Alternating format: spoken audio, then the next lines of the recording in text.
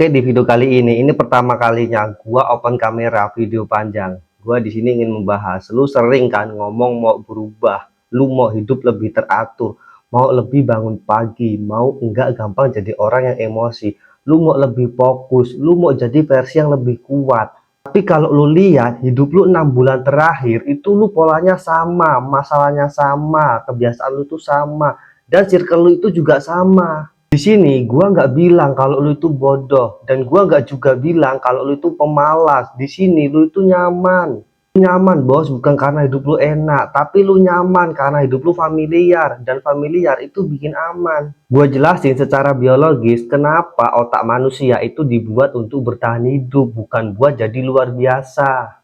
Karena selama kondisi lu masih bisa makan, masih bisa tidur, masih bisa bertahan, itu otak lu nggak lihat urgensi buat berubah. Walaupun lu ngerasa kosong, walaupun lu iri lihat orang lain berkembang, walaupun lu tahu potensi lu itu lebih besar, tapi otak lu itu cuma peduli satu hal, apakah ini aman? Dan zona nyaman sama dengan aman. Masalahnya, perubahan itu selalu terasa berat karena lu lagi melawan sistem pertahanan di diri lu sendiri. Di sini banyak orang selalu salah paham. Zona nyaman itu bukan berarti hidup lu enak. Zona nyaman itu pola.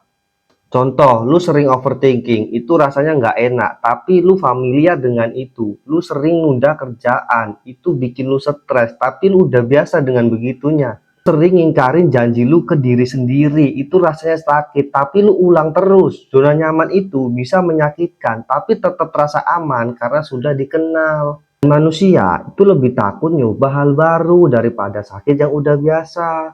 Lu pasti pernah bilang, gua takut gagal. Aslinya tuh enggak, lu cuman takut di fase awal. Lu cuman takut terlihat bodoh, tertakut enggak langsung jago, takut dibanding-bandingkan, takut enggak dipuji.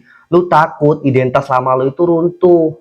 Selama ini lu itu nyaman dikenal sebagai, ya udahlah segini aja. Begitu lu mulai serius, standar lu juga ikut naik dan standar itu tekanan. Di film, perubahan itu dramatis, tapi kalau di realita, perubahan itu membosankan. Bangun pagi walaupun males, olahraga walaupun nggak mood, ngerjain sesuatu hal penting walaupun nggak ada yang lihat, nggak ada upload, nggak ada sorotan, itu semua sepi dan nggak enak.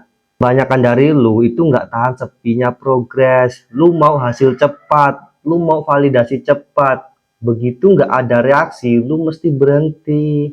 Lu coba jujur, kalau lu bener-bener serius, lu pasti udah ambil satu keputusan tegas. Tapi apa yang terjadi? Masih mikir, lu masih ngerencanain panjang lebar, lu nonton konten motivasi, lu merasa terinspirasi, tapi lu gak eksekusi dan bergerak. Karena inspirasi itu nyaman, dan eksekusi itu gak selalu nyaman.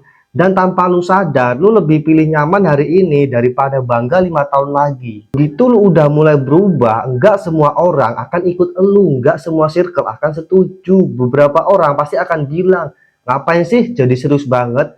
Beberapa orang merasa terganggu. Apa? Karena standar hidup lu itu udah naik dan itu menentukan, memantulkan standar mereka. Dan itu rasanya nggak enak, makanya banyak orang itu balik lagi, bukan karena nggak mampu, tapi karena nggak tahan untuk beda. Ini yang jarang dibahas di podcast-podcast lain, jarang dibahas di video-video lain.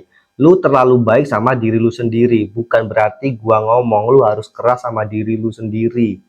Maksud gua, lu harus keras ketika lu itu males, lu itu harus marah, jangan lu maklumin. Ketika lu nunda, lu itu harus marah, jangan lu maafin.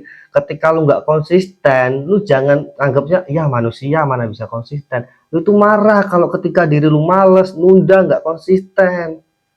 Marah ke diri lu sendiri. Self compassion itu penting, tapi tanpa batas itu cuma jadi pembenaran, dan pembenaran adalah musuh perubahan. Kadang yang lu butuh itu bukan dipahamin, tapi ditegur atas diri lu sendiri. Lu bukan apa yang lu pikirin, lu adalah apa yang lu ulang setiap hari dari kebiasaan lu. Setiap hari lu suka nunda, menghindar, cari distraksi, itu identitas. Dan sebaliknya, kalau setiap hari lu tepat waktu, selesaiin tugas, konsisten walau kecil, itu juga identitas, tergantung lu pilih yang mana. Identitas itu yang menentukan masa 5 tahun lu lagi, bukan karena niat, tapi karena eksekusi. Dan juga dengan motivasi besar, tapi dengan gangguan kecil ke pola lama. Langkah praktisnya, pilih satu kebiasaan kecil yang lu ulang setiap hari. Jangan negosiasi sama mood lu sendiri. Contohnya, lu bangun tanpa senos, tanpa bangun tuh nggak usah tidur. Bangun ya bangun, nggak usah tidur bentar-bentar. 10 menit lu baca buku, 10 kali lu push up, sedikit-sedikit. Tapi lu lihat ke depannya.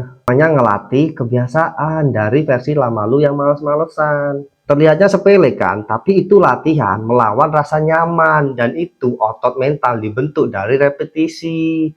Mental itu dibentuk bukan dilahirkan. Lu kurang percaya diri, lu butuh bukti kecil. Begitu lu udah buktiin ke diri lu sendiri, kalau gua bisa konsisten 30 hari, kepercayaan diri itu akan naik. Bukan karena orang muji, tapi karena lu tahu lu bisa mengontrol diri lu sendiri. Kekuatan paling mahal dalam self improvement itu adalah self control ke diri sendiri. Sekarang coba gua tanya, lu bener-bener mau berubah atau lu cuma suka ide tentang perubahan? Karena ide itu memang nyaman, realitanya kalau lu eksekusi itu nggak nyaman. Kalau 3 tahun lagi hidup lu masih sama, itu bukan karena nasib, itu pilihan lu sendiri dan kebiasaan yang lu ulang. Dan selama kenyamanan itu lu lebih penting daripada pertumbuhan, lu akan tetap di tempat. Bukan karena dunia ini menahan lu, tapi karena lu sendiri, lu yang menahan diri lu sendiri. Sekarang keputusannya ada di tangan lu. Lu mau tetap nyaman atau lu mau naik level ke depannya? Lu nggak bisa pilih dua-duanya.